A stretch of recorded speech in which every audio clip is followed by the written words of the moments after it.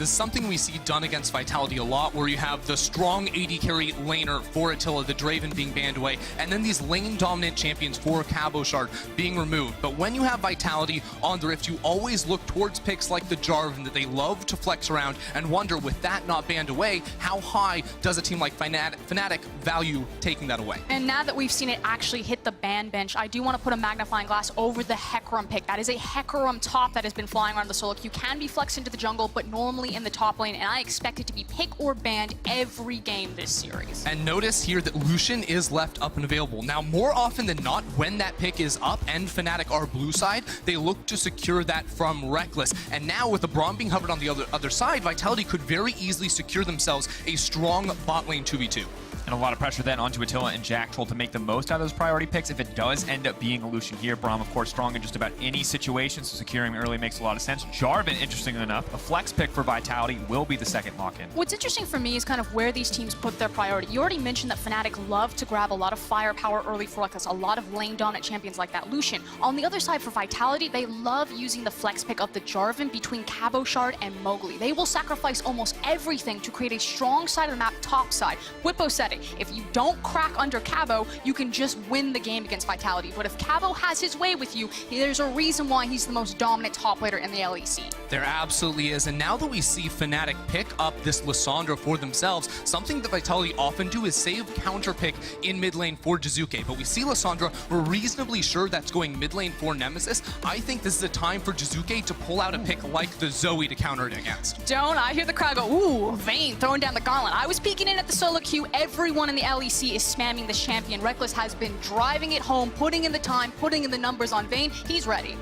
And now I just want to see what it's going to look like and how Vitality are going to choose to respond to this. Taliyah now coming in. This is something that we've seen so much in Jiizuke solo queue, but we've also seen it in the hands of so many different junglers. It can be that flex pick. That was the thing. Most recently, RNG's Karthus took Taliyah. They did use it as a flex pick between Xiaohu and Karthus in that jungle position, so still a lot of flex options for Vitality. Jarvan as well as Taliyah. Fnatic don't know for sure where anything is going. And what this Taliyah picks gives Vitality is something they always look for. It's strong side-laning champions. So this Taliyah, if it does go into the mid lane, has such a strong ability to collapse on a Cabochard lane and get them ahead, or later in the game, go into a side lane and really play this 1-3-1 style. And I feel like second ban phase for Vitality should be about throwing everything at Bwipo. I expect a Renekton and possibly an Aatrox ban to come out because they really want to sculpt that matchup and make sure that they get a winning top side of the map. And my question now is whether or not Fnatic actually ban the Lucian, because we've seen a couple of times now that bot laners like taking the Vayne into the Lucian, not necessarily because you win in lane, because you don't. Lucian basically wins every single 2 versus 2, but Vayne outscales in the 1v1 matchup and also in the team fight. She's able to output a lot more damage, and with Fnatic looking to focus around the bottom side, I'm not even sure if Vitality want to take an aggressive ADC like Lucian. And we'll find out, but for now, Froskurinn, your prediction reigning true, limiting some of those safe blind picks for Bwipo, trying to make sure that these counter picks can find their mark, or rather flex picks can find their mark. That is the Aatrox and the Renekton, both taken off the table. And then I would hope to see Fnatic ban Zoe here. It's kind of the big other champion that's left open. Or maybe you take a right turn, you go with the Rise. But with Taliyah being there as the flex option, it might be forced, like you're saying, to double ban ADC. And that's a right turn. Yeah, I think Fnatic are expecting the Taliyah in the mid lane. But even if Taliyah were to go in jungle, having another AP champion in mid is a lot of AP. That's something we actually see as a problem for teams that run KArthus in the jungle, is when you have too much ability power on your team, tanks on the other side can stack the resistances and give you a better chance in the team fight. And you can see Attila on your screen talking very heavily with Yamato Cannon behind him, trying to figure out what option he was going to go for. They decide on the safest option, the Lucian Braum. We know how devastating this combo can be in that lane phase, which is why I would love a response of Thresh from Hyli right there. Not only to also have kill pressure if it's a 3v3, those junglers go bottom, but also to keep that Vayne safe. Now taking his time, though, on the lock-in here. Will it be the Thresh? Will it be the Ornn coming through? But instead, Galio, of course, still a very high priority support pick, but instead it is going to be the Alistar, the last minute swap over, but this is an old school kill lane combo. So much CC between these two guys if they can get combo, but going toe to toe with another incredibly powerful lane in the Braum Lucian. And I think Fnatic are realizing that they maybe lack a little bit in terms of hard engage. When you have the Karthus in the jungle, you don't have a lot of those tools. So they have the Lissandra, now they have the Alistar as well to combo up with it, and it's Bwipo going back towards the Gangplank. He played this against Wonder's Rise in the G2 game, game, and it went horribly. But Fnatic like this as a safe, flexible option, because remember, you can still flip that around between the Lissandra. You also have to think that when you have a Gangplank and you have a KArthus, your ability to fight on the map globally is astronomical. If anything ever happens into the bottom lane, both those characters press R, and Rekkles is fighting a 2v4. Yeah, that ultimate is also just insane initiation from long range. If you just slow people down, you can go fly and wait a second. Oh, we talked about Cabochard, the master of creative picks. It is the return. People want to give credit where it's not due. This is the OG top Lucian right here. Gambit Cabochard, alive and well, showing up on this stage today to try to find a win for Vitality. And let's be very clear, this is a miserable matchup for the Gangplank. Lucian can double tap his barrels. That means in the 1v1, Gangplank will literally never be able to proc his barrel for damage. It's so brutal, and the range advantage, you already saw it with the Ryze versus GP matchup, is so tough to deal with. And we're going to see that matchup as we get in the game, of course, once again. POV perspective for Bwipo, see if he gets to do anything in that lane phase. But now I want to shift our attention back to the compositions. And I do want to kind of quickly take a moment to say the fact that Vitality are revealing this in game one. Yes, it could just be a niche counter pick. You're talking about the dynamics with the Gangplank, trying to punish that pick that Fnatic have gone to in the regular season and went back into playoffs. But we talked about this best of 5 strategy. Throw everything out that you know about best 1. This is a completely different ballgame, and already off the bat, they show the trump card. We have the Lucian top. We've prepared it. If it doesn't work, dead in the water in game 1, you're already down. If it does work, suddenly the dynamics of this best of 5 change dramatically. Vitality have revealed a new pick, but they are not changing their style. This is tried and true Vitality from the regular season. Now, this is one of the most lane-dominant champions we have seen Cabochard on, probably the most lane-dominant pick we have seen him on this entire split, and now it is up to him and the rest of Vitality to go up and challenge Fnatic.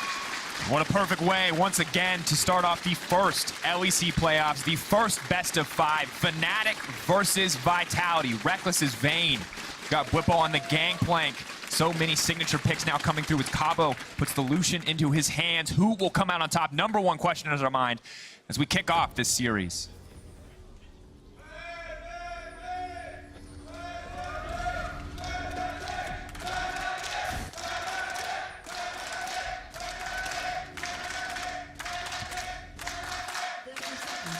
Pretty clear with the 6th man, the crowd behind the Fnatic fans right now, but we do have a moment we can talk about the level 1s. The analyst desk spoke about it. I know there's a great article on LOL eSports right now that talks about it. Fnatic love to use early level 1, possibly delayed invades to split the map. Ooh, but Hylissang may be cut out by a level 1 from Vitality. Jiizuke uses the threaded volley, lays down a bit of damage, but it's not going to amount to much. Now, with Cabochard actually revealing himself on the bottom side of the map, I actually didn't think with this comp, Fnatic could walk in to the top side of Vitality's jungle, but with the Lucian revealing, now it gives them time to put down the vision and set up safety for Bwipo. And that's the thing, they want to make sure that Gangplank will be undisturbed in this matchup, because while he's going to struggle against Lucian, the way that you make that worse is if you dive the Gangplank, if you're constantly ganking the Gangplank. So it's so important that they're able to get this information to make this pick get to level 6 and to work for them. Yeah, and one of the things we see Fnatic do actually a whole lot is they try to split the map on their weak side. So they put Broxah over towards the side of Bwipo. Now, in this game, they got the vision, but they don't have the champions to actually fully split the map right down the middle lane. So it's just going to be protection, and Broxah won't be able to do much more than lay down wards, maybe go for a Scuttle Crab, because they lose the 2v2 top lane very hard. Absolutely, but for now, it's still the level 1, but we're going to do what he can to pick up the farm. You notice no Kleptomancy in the hands of this Gangplank, grasping and dying, taking the safe route, but Mowgli not interested in playing it safe, instead going for the aggressive invade. Quintessential Mowgli, gets a buff, goes right in to try to stop any action on the top side. I really love this pathing from Mowgli, and it's something we see from him so often. He takes a very aggressive jungle champion and looks for those small wins, where he invades into the enemy jungle and takes away some camps. He actually counters the wolves, and because Broxah doesn't know that, he's going to be denied that experience when you are on this scaling champion that wants to get to levels and wants to get to level 6. Yeah, and in tandem, Jiizuke was also moving with the invade from Mowgli. He skirted down onto the red buff. He's now placed a ward. So Vitality have full information and eyes on what Broxah is doing with this KArthus pick to open up windows for where Mowgli wants to attack this map. And as we look at this, we talked a lot about Vitality's perspective, the 1-3-1, what we're used to, what we know them for. But on the opposite side, talking about Fnatic in this early game, what are they trying to get away with? What do they need to do to come out on top? I mean, you look at their champions, the likes of the KArthus, the likes of the Vayne, the Gangplank. This is all about scaling. So this is Fnatic, at least in game 1, saying, let's have a 5v5 teamfight-oriented composition. Let's make sure that we can just meet them in the late game and blow them up, because we figure if we wait past 25 minutes, it's free win for us against Vitality. All right, so now I want to take a chance to look at this path. We're actually going to have to put that on pause right here. Oh, just kidding. We're going to be able to look here at Vitality and the pathing from Mowgli. Notice where he is inside of this jungle here from Broxah. All of this early vision now is giving him the tools to go for the double scuttle crab. If we notice this, he went for his red buff into the enemy wolves. Those were counter jungled, forced Broxah out of his jungle, and then got both crabs. Now this gives him so much time to go back to his own side of the jungle and just dominate. Absolutely does, Ender. Now, as we look back at the map, we check in on the rest of the status of the map. You can see how that might start to influence things as we move later into the game. Of course, level 6 for the KArthus, as you mentioned, incredibly crucial. It basically means, and you can see this reflected in Vitality side lanes, that both Cabochard and Attila and Jactroll can be super far forward because that safety has been set up. So Fnatic, the plan existed. Ooh, Hold but on, now, sorry. Don't exactly expect a level 3 KArthus gank. Red buff, he's going to have to auto-attack at some point, but just trying to relieve a bit of pressure from Bwipo. Cabochard is unconcerned. He wants the 2v1 if they're willing to commit to it. And I love that use of phrase, alleviate pressure, because that's what Fnatic want to do. They want to survive the lane phase, but because Mowgli got double scuttle control, things are starting to crack and bleed. And so now, where does Mowgli finally punch that hole through Fnatic's defense? That's the question here, because right now Mowgli is still just farming. He's building up a massive CS and gold advantage. He just hasn't gone back to base just yet. So he's sitting on some money. Once he goes back to base, then he can start to look to attack. But I think it relies on Jiizuke. When Jiizuke hits level 6, they are going to look for an ultimate play around the top side of the map to completely shut down Bwipo. For now, Broxah doing what he can to keep up, and the bot lane still relatively even. Rekkles generally you kind of expect to be on the back foot in this lane, just given the raw power of Braum in a lot of these melee matchups. Jiizuke potentially in trouble in the mid lane. KArthus now coming in, a lot of immediate CC knocked back there into the Unraveled Earth, but he's now running. Maybe one more is going to land. Jiizuke running for his life. He's going to take some footwork. Where's the skill going to go? Not going to connect. Just barely living. And the flash from Jiizuke, he held on to it from so long, knowing exactly how much damage could come through. Got both flashes, now we see bot. Vayne, Alistar now looking for a kill. Jactroll going to try to back off, has the Unbreakable. One more, he's going to proc the stun. Rekkles now going to be in trouble as they continue to extend this trade. The longer the fight goes, the more damage Braum is going to get in, but Hylissang there to body block and immediately action across multiple lanes. Yeah, Rekkles and Hylissang going in there looking for the fight because they saw the mana bars on both Attila and Jactroll were so low. They ended up getting the worst of the trade overall, but knew they could not fall down there, and all the summoner spells are retained except the additional ones, the Ignite and the Heal from both supports. But we are starting to get a bit more life from Fnatic in this early game, not just in their individual lanes, but in Broxah getting control of this Scuttle Crab. Now, because they forced Jiizuke's flash as well as an early TP, it meant that he wasn't there for mid priority, which means on second rotation of Scuttle spawn, Broxah's actually able to take it because Nemesis was on his wing. And you have to think that one step further too, like when does Broxah actually gank mid lane? It's right before the Scuttle Crab does spawn, so it forces a reset from Jiizuke. So while Vitality have the winning top side of the map, like they slammed this, right? Well, they don't actually get to use it because Jiizuke was forced back to base. Now it's nice to see Mowgli making a response on the other side of the map. And a very bold call to go in for the solo Infernal Drake on Jarvan, but Jiizuke now moving down, of course, can get spotted out here by this ward. Will make it a little bit awkward. Gonna make it a bit more difficult for Contribute. Now to play acting, he just has to kill the ward and walk away. Wait for that one to die at least before he contributes. So the team doesn't know that this is happening, but the ping's now coming out. They know that they have nothing on that side of the map, so they will just have to give this one up to Mowgli, and he'll just barely survive that exchange. And look at Vitality, the map control they have at the moment. They get the Infernal Dragon on the bottom side while Cabochard invades and puts down vision. That's going to allow him to play even more aggressive in this lane. But you can see Bwipo, even in losing matchups, still continues to play up. And that's why I was thinking maybe Cabochard can try to exploit this tendency from Bwipo to try and go a little more aggressive in matchups where he really shouldn't. And when we talk about this matchup from the perspective of Vitality, we said this is all about the top lane. Cabo's the guy that they've been playing through for most of the split. This is what led them to the most success.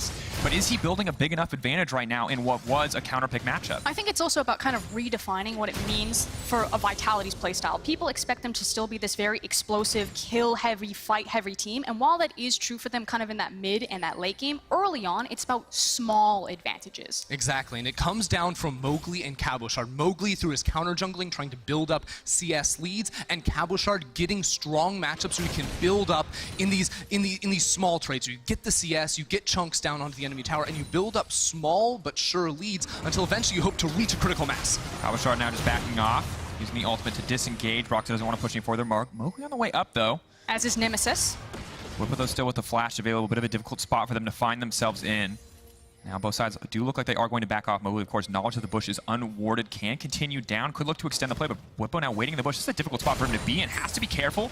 Just a bit of damage laid down by Cabochard. Mowgli not going to push for anything else. That was very aggressive from Bwipo. I think that there was concern from Fnatic members that they didn't have perfect information about where Jiizuke is, and now that he has access to his wall, the fact that even though Nemesis was starting to cheat up, that Taliyah could be there at any time, and it wasn't worth the risk with Broxah so close to level 6. And while Fnatic maybe didn't know exactly where Jiizuke was, I think Vitality are running into some problems with Jiizuke, because I constantly see Nemesis with the priority in this middle lane, which is stopping Jiizuke from making plays. He's gone for a couple of resets when Mowgli was on the top side, but now finally he is making the move, and with Mowgli, Bwipo really needs to get this base off. Has to be careful. Getting closer and closer to that point, but the stopwatch still not available. Walling him in. He's not going to be able to escape this one. He's going to try to flash to safety, but the auto connects. Mowgli getting that first blood. I mean, great play from Vitality, but I really don't know about that flash, Bobo. He looked dead to rights. Even with Broxah sort of waiting behind, you can see how much scaling Fnatic drafted themselves in and how hard that is making it to play around this top side. Vitality saw the crack and broke it. And now with Vitality in a good position, they have the lead, they have the Infernal Drake in a bigger advantage on top side. Some of that now snowballing into the pockets of Mowgli as he continues the more tanky build for Jarvan. They're in control to dictate the pace of the game, and this is kind of their element. This is what we expect from them when they pick these strong lanes, especially on the top side. And now you're looking at the refresh of the cooldown from Taliyah wall and about Jiizuke and Mowgli moving together to set up plays like this across the rest of the map. You absolutely are, and I think that it is worth noticing now. Vitality, one of the common criticisms for them throughout the whole split was their bottom lane and maybe dying to between these matchups, falling behind while the rest of their team was trying to make plays up topside. But it's worth pointing out that Attila is actually leading in CS up against Rekkles. Not only are they holding their own, but they're actually laning very, very well here to make sure that Vitality have leads in every single lane. And the thing that I like is that he's not going for the immediate tier. The God is here to try to get those stacks. He goes for the Sheen so he can contest, so he can match the Vayne in terms of damage output, making use of that last pick that they saved. And of course, it's less important now that you get the earliest tier possible because there's no longer double tier on Ezreal. So you don't need to stack that up as soon as possible so you can begin stacking your second one. So he's not punished as you would be before for itemizing first into Sheen. Yeah, and we've seen some AD carry Ezreal sort of go back to the physical damage as Cabo just nukes it. Yeah, trying to extend that trade, uses the Cutlass for the slow, a few more autos, wants to get forward. Oh, buying a bit more time, but playing that one so well! No! Oh man, baited, outsmarted, so well played. It was such a bait, but here comes Mowgli, here comes Jactroll, and the rest of Vitality. Flashing forward, Mowgli's just gonna move in, he should just be able to take this one now. Bwipo's still alive! Wait, what? Bwipo! Jactroll? I'm sorry. What? I'm sorry. No way. I'm sorry. No way. You wanted someone to replace Soaz Fnatic. I think you found it. Why will this man not die? Disaster strikes for Vitality. Bwipo is a monster. You gotta be kidding me. I mean, okay, yeah, that was well played from Bwipo, but that was also a massive fumble from Vitality. Huge miscommunication. I don't know what happened. So if Soaz just makes people, disconnect from their headsets, Bwipo's the same guy. I mean, hopefully we'll get to check that one out again, but Mowgli was running under tower and Jactroll just sort of pieced out. I was like, I guess you got it, buddy. I mean, we see this initial trade off the bat and notice it was 10 seconds after minute 10. That meant the stopwatch unlocked here for Bwipo. So while Cabochard wins a 1v1 with the tower and with the global pressure of a KArthus, it just does not work. But the real sort of head scratcher comes with Mowgli and Jactroll. Watch this. Mowgli goes under tower. Jactroll's like, yeah, I'll heal you, and then I'll leave. Now they're going to continue to extend the play, though. They've decided they want a little bit more. Bwipo, no stopwatch left this time. Vitality are fully committed for a little bit of revenge. They will get it that time. Folks, third time is the charm. First two didn't work out. Bwipo says, yeah, okay, I guess. Does go down in the end on that one. So Vitality, while it was a bit unfortunate series of play from their perspective, they do manage to grab the kill on the repeat. And of course, at this point, Bwipo was saying, I can go down, I'm losing a lot here, I don't have my TP, I'm gonna have to walk all the way back to the lane, I lose the plates, I lose the experience, I lose the gold, but I still have the utility anytime my ultimate is up. But Fnatic now seeing that the top side is in a dire position, have decided to commit to the bottom side, willing to give Bwipo up, willing to have him go even further behind to try to get something on the bottom side. But Broxah now has to flash, overstaying his welcome. This is actually really, really good here from Vitality because the bottom lane's able to stay safe, and with the threat of the Weaver's Wall coming in from Jiizuke, Fnatic can't overextend for the dive. While all of that is happening, Mowgli goes for this Herald uncontested, and now I'd love to see him run top lane, place it, and get the full 5 plates before 14 minutes. I mean, the reality is that this map has collapsed. Ooh, bit of miscommunication there. Jactroll tries to extend the play with the ultimate, but now it looks like Jactroll could go down here. Miscommunication now costing them. Jactroll absolutely going to die. They may just fall up immediately. They turn their attention. They use Lissandra ult on the 80 carry, and they make it all too easy. Double dropping for Rekkles on the bottom side. But Fnatic had to force that play. They recognized that the top side of the map completely owned by Vitality. If it didn't work there, they were going to fall further and further behind. So great read on the situation to say, no, no, no, force this, give everything to Rekkles. At the same time, it's a huge fumble from Attila and Jactroll, who, yes, took a good trade in the 2 versus 2, but you have to know Broxah and Nemesis were on the Dragon. They overextended, and that brings us back to sort of the criticisms that we have seen from this 2v2 in the past.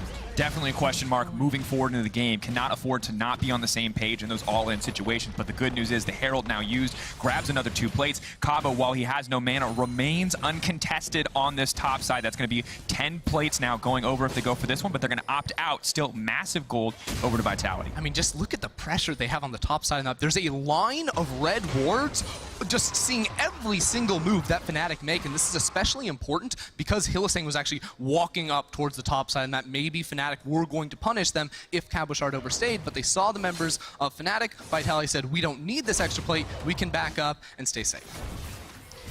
And this is kind of the head scratcher for me. As you can see, Jactroll clearly has the kill in his sights, but they don't respect Hylissang coming in. Attila uncertain if they want to fully commit. And once these major cooldowns have already been built, they don't have any disengage tools left, and there's 4 members of Fnatic here. I mean, just why are you going for this play? At best, you chunk out Rekkles, and then it's harder for Fnatic to dive you if they wanted to bring multiple members down. But Mowgli was on the Herald, Cabochard was top lane, and Jiizuke was not close enough to be able to respond. It's the fact that all you needed to do was absorb the pressure from Fnatic, delay them. Worst case scenario, they get a couple of hits on the tower, but also not the kills in their back pocket when the top side of your map is winning so hard. Which, to be clear, Attila and Jactroll, for the first 13 minutes of the game, played absolutely perfectly. They did what they needed to do. They didn't take these over-aggressive trades, and they were winning in CS. But you can see the tides are now turning, and giving Rekkles 2 kills on this Vayne that we know spikes so hard on 2 items is going to play so much into Fnatic and the scaling game they're going for. Absolutely is. A terrifying position to be in, of course, as well as Broxah continues to scale up, getting closer and closer to level 11 and double flat penetration itemization. But on the other side, as you mentioned, top lane, such a hugely strong point right now for the side of Vitality. You see the Kindle Gem Black Cleaver is on the way.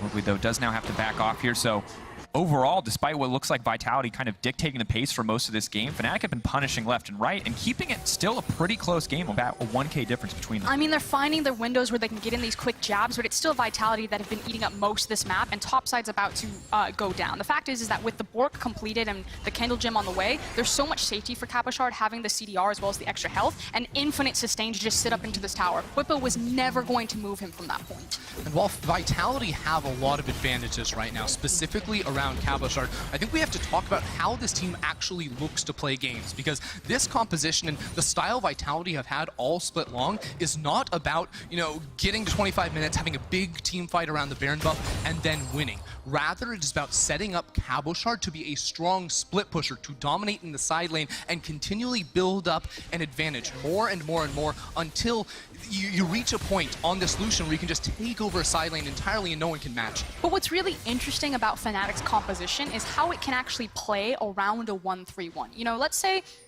Vitality get to that point where they've unlocked Cabo, he's in his dueling position, he's a very strong Lucian. It almost doesn't matter who goes against him because you have a Vayne. It's not just about the fact that you have global pressure with a Gangplank ultimate as well as a KArthus ultimate, but also the ability for Rekkles to play into a side lane. Also, it's Rekkles with a teleport as well, so we absolutely can match that 1v1 and look for that matchup. Now trying to punish the Gangplank ult does come out, they're looking for the initiation. Nemesis is going to commit using the snare first, where's the ultimate going to go? Taliyah wall now coming in. Fnatic find themselves caught in the middle of the play here. Jiizuke now knocked out knockdown, but Broxah has a lot of damage if they can continue to lock him down. Mowgli now on the retreat, turning back for Hylissang. Hylissang now in trouble, knocked back under the tower. Will they continue the play? No, Vitality gets the better. Mowgli wants to re-engage. Beautiful ultimate from Attila. Jactroll ready to follow up. Now continuing forward, Cabochard off to the side. Here comes the calling, and Fnatic are going to get ripped to pieces if Cabo can get the autos out, but now he's in trouble. He's in the middle of a death KArthus, and here comes the ultimate. How many kills will Broxah get? That's one going through. Cabo just barely living.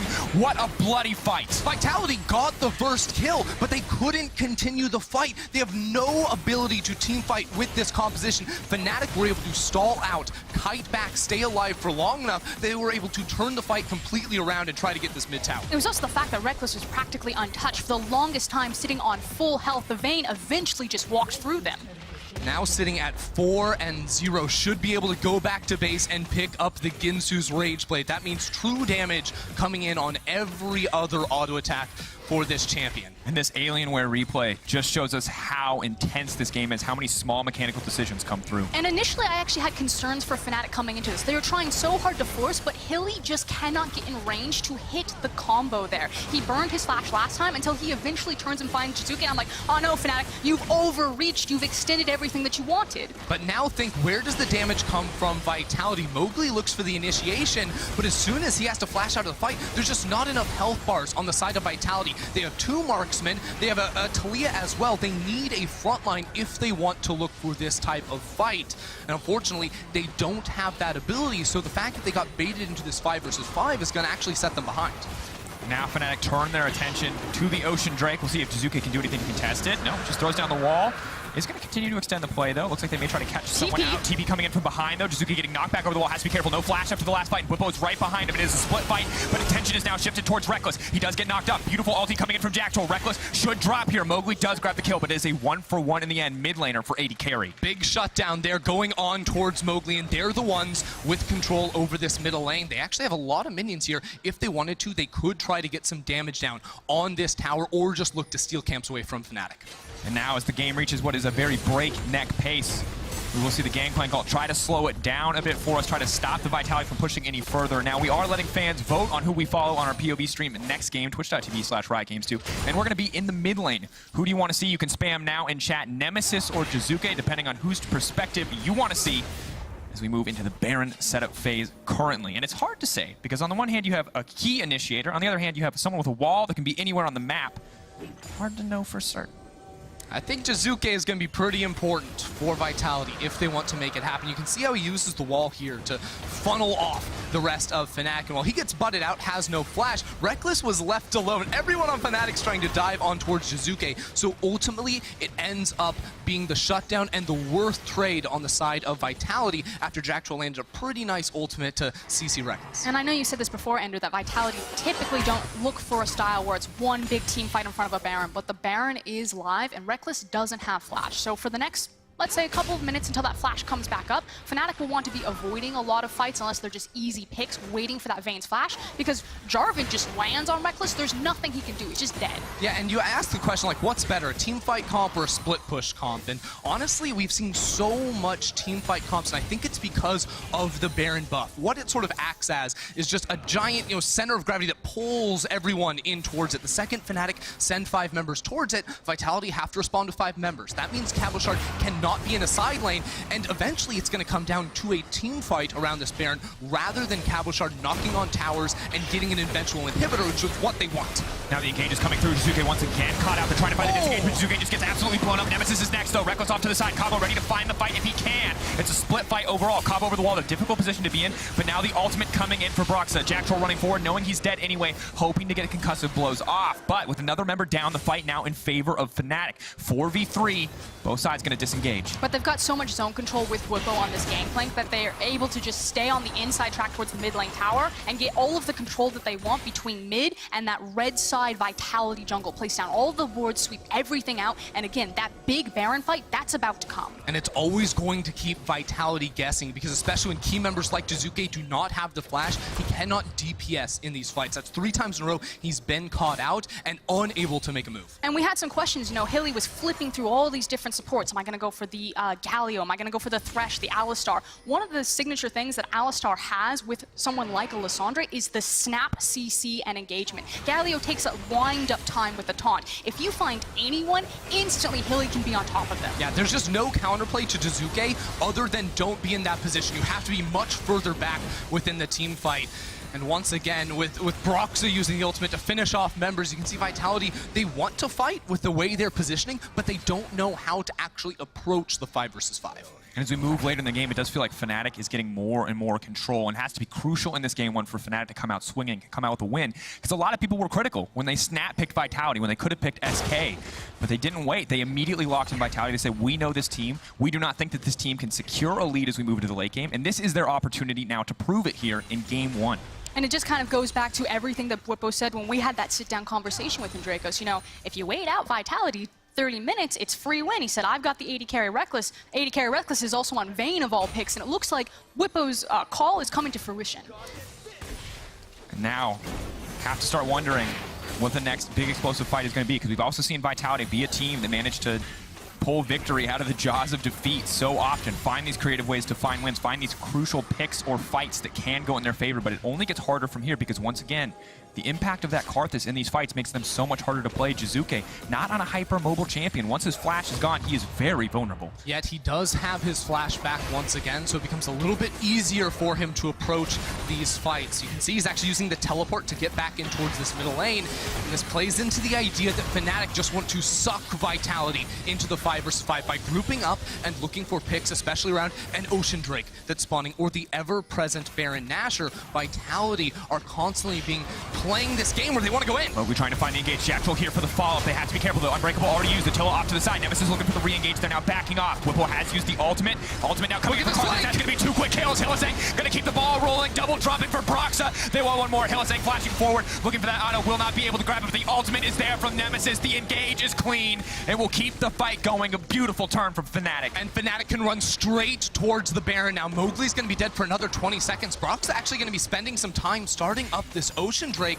Doesn't seem like they want to push the envelope too much, but Hylissang is on the way. Do they just want to take both at the same time? They have so much time, Ender, and so much confidence that they are unconcerned. Remember, that is a 2-item Vayne. Every 2 hits is the true damage proccing on this Baron. It is just going to shred right through. And it's the fact that Bwipo has already kind of herded the rest of Vitality like cats towards the complete opposite side. They know that they've got a massive death timer on Mowgli, and Bwipo had full eyes of where everyone else for Vitality was. Yeah, Bwipo, by the way, who got counterpicked miserably, got hard camped by Mowgli and Jiizuke, and is still keeping relevant inside of this game. It is now him with pressure in the side lane. Cabochard really struggling to get anything done anymore. And Jiizuke's face said it all in that replay as we take another look at this one. At this point, the flash is just about to come back up for Rekkles, so Fnatic are saying, let's go. We can force this fight. We can capitalize on this. And this is a point in the game where Vitality need to better understand how their composition can actually pull off a win, because I do not think that a 5 versus 5 is ever winnable for them in this game. They need Cabochard in a side lane. They need the Taliyah and the Lucian trying to take down towers, but they haven't even gotten the bot lane outer yet. But frankly, Ender, this is why I kind of think this is like 4D chess from Fnatic. Because it's KArthus, Gangplank, and Vayne, the lane assignments just aren't there for Vitality. I actually think this is almost an unwinnable game at this point, because who are you going to send out in those side lanes that Fnatic can't deal with? And who are you going to send when Broxah is getting closer and closer to level 16, has double flat pen items, a 10-stack Dark Seal, and a Rabadon's Death Cap?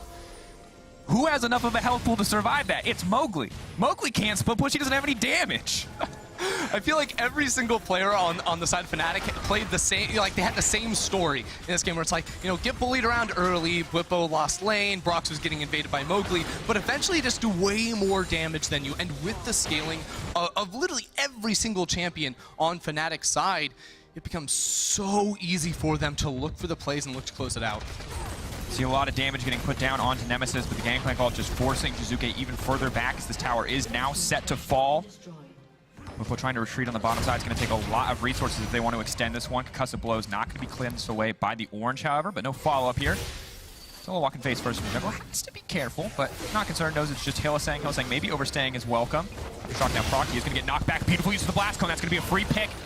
Will Nemesis try to extend? Will just back off. So that is a small consolation prize to the side of Vitality. I don't know about that one, Hylissang. That seemed pretty troll to me. He's literally just running into the Ezreal. I mean, he's buying space. He got his team a tower on the top side. You know, he's pretty far ahead. I think he thought, like, I have the fear factor on my side, because if anyone else is here, they die instantly. No, but, he was like, I've got the blast cone on my side, except surprise, you're against Taliyah, who is now returned on 9.6 with the changes to Dematerializer that allow her to clear waves and compete with wave control. And kill Alistars who are trying to blast cone out. That's the important part. It was a nice flick from Jiizuke to say, come back. Yeah, he did time it very well, and honestly, it's hard to get away from an Ezreal with the red buff, but Hylissang probably just needs to pop the ultimate a little bit sooner. Give me this. And, wait, where am I going? That's the problem when people don't build attack speed Alistar. Your attack speed or attack animation is too slow, and you can't blast cone out to safety. I think there were a lot of members of Fnatic really close to him as well, and he was probably calling, oh, I can get out of a problem, I have blast cone. And they're like, okay, we'll farm Raptors, we'll push top lane, get the tower, and he got left out to dry. Or they're like, Hylissang, you did it again. can't just let you get out of this one. And he's not afraid, though. Despite that, remains completely unconcerned, has the Hex Flash available, has the ultimate available once again. And you can tell that Fnatic dominating in every lane, pushing every lane out at this stage, and ready to just kind of threatening Vitality, saying, come at us, try to start a fight, see what happens. I mean, Vitality, they're looking for like the miracle throw from Fnatic right here. Maybe they just find someone out of position, snap, blow them up. Or at this point, you're trying to stall out the game long enough while everyone in comms is like, okay, what happens for game number 2? Yeah, I mean, we all remember Fnatic versus G2, right? They had an early game advantage, and they overstepped their boundaries. They dove an inhibitor tower, and that gave G2 the opportunity to sort of claw their way back into the game. And while I think Fnatic had time to sort of learn and recoup from that match, Vitality definitely need that type of thing to happen again. The unfortunate thing is that they don't have a lot of options on this composition for any sort of late game damage, especially because double tier Ezreal doesn't exist anymore. You can see his build right now, Muramana, Iceborne, this is kind of your core, and then from here, pros are kind of split. Either you go Bork, hold it, or you go in on Hylissang, as it is now the turn.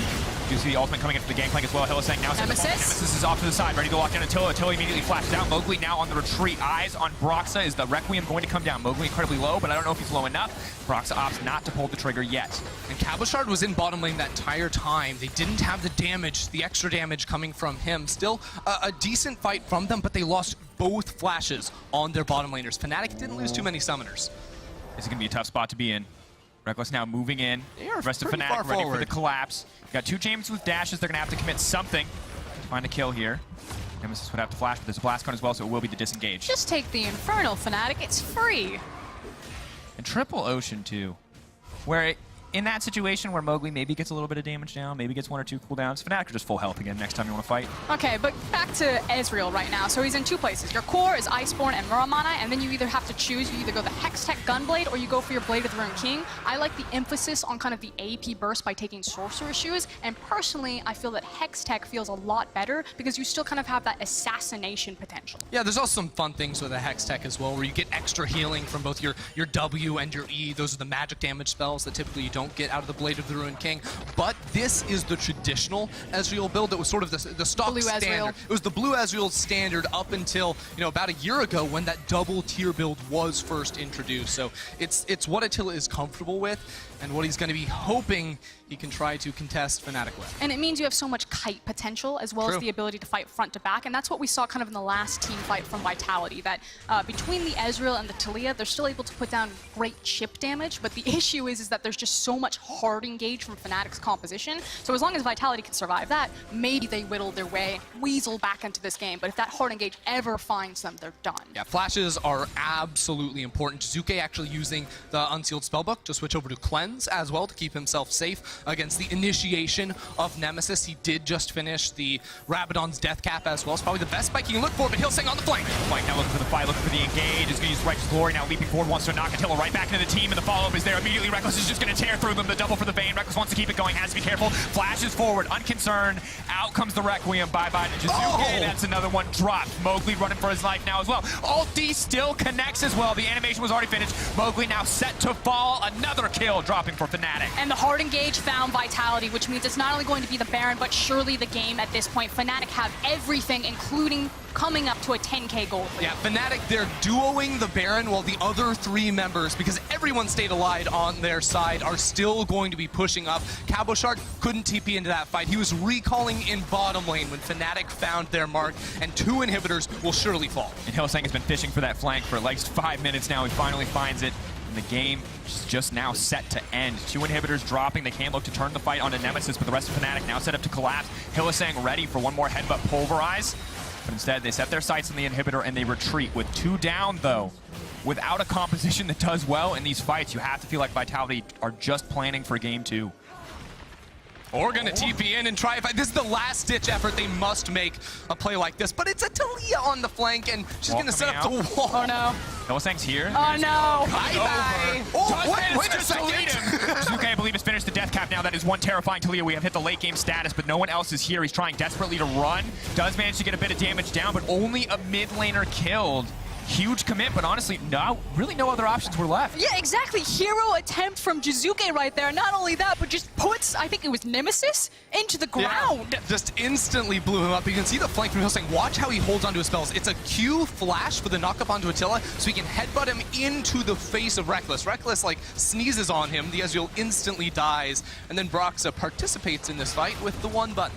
And this is something that we do need to talk about, though, because Fnatic have been kind of stuck in this area where they're just finding the big fights, and when they do find them, they win. It still is relatively difficult to siege with how short range that they have if Nemesis isn't there. They need that Lissandra to approach towers and to threaten to kick down. So the Baron was very important for this composition to get to this point on the map where it's just the Nexus towers and bot towers standing for Vitality. And they were facing that lull, but now that they've broken the base, they have 2 inhibitors down. It becomes a cakewalk here for Fnatic. They're grouping up with 4 members in the bottom lane while Bwipo escorts the wave in mid, keeping the Baron buff on top of it, so it takes 4 members of Vitality to even try to clear this one away. And as this wave crashes in, Fnatic can look for the tower or maybe just the hard engage. Ulti comes down for the Gangplank, just slow and steady is the name of the game. Hylissang stepping forward, threatening. Everyone knows that headbutt pulverize hits, you die. That is the name of the game right now. One final desperate team fight is all that's left for Vitality. Maybe, just maybe they can extend the game a little bit longer. But it is definitely in Fnatic in absolute control with the cannon minions here. You have to feel like it is just a matter of time. Vitality needs to start a fight or just end the game on the side of Fnatic. Super's pushing in on the top side as well. It doesn't feel like there's a lot of avenues left. Hylissang bringing the minions up towards the tower. Fnatic are saying, come to us or your base will be destroyed. They hit the tower once, it falls, and Vitality have nothing left to save them. Taking their time, Jiizuke off to the side, looking for the wall, looking to split up the team at least a little bit, hoping to find that perfect angle, hoping to split up the team. Rekkles off on his lonesome, off to the side. They're now kicking the fight off. Rekkles is not in the fight. That could be an issue stepping forward. Cabo leaping into Broxah. Broxah is so incredibly low, but does have the ultimate available. If he gets killed, he will still be able to full channel the ult. But Fnatic, they are simply too far ahead in this game. They set their sights on the Nexus, and they're going to take game 1.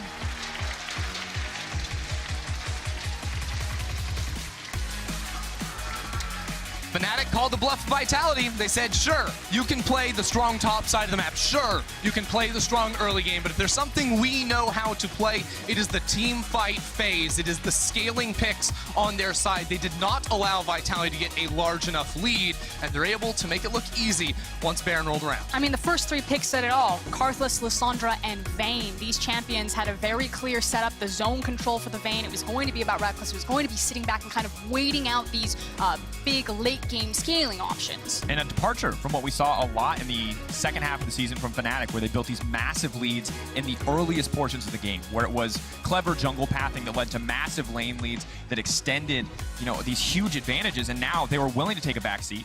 They had these lanes that were in difficult positions, but when push came to shove, they just out-executed in the mid to late game. Yeah, I mean, we know that being able to show multiple styles gives you such an edge when it comes to playoffs, when you have to play these best of 5s, and you have to ask the questions, is this the right choice for the team we are facing? Fnatic absolutely looked like they had the right read on this game, whereas Vitality, with the 1-3-1 comp, the Lucian, did not seem like they knew what was going on at all. And the terrifying thing is Vitality have shown kind of 2 aces that they had. The Taliyah pick coming back, a signature for Jiizuke, and then as well as the Lucian to try to figure out what was going to happen with that GP. Now that it's failed, where does the option come from in the draft phase? Do Vitality have anything else left? And momentum in best of 5s is always so important. You want to be that team that's winning the game, because then there's no pressure on you to change. Fnatic could try to get the same exact thing in the next draft, and they would be incredibly happy. Fnatic don't have to change anything. That's the nature of winning game 1, especially in these types of mind games. They didn't try to play for the lane phase. You know, they didn't even really get their early invade. It was just a neutral map. They managed to survive the lane phase and won anyway. Fnatic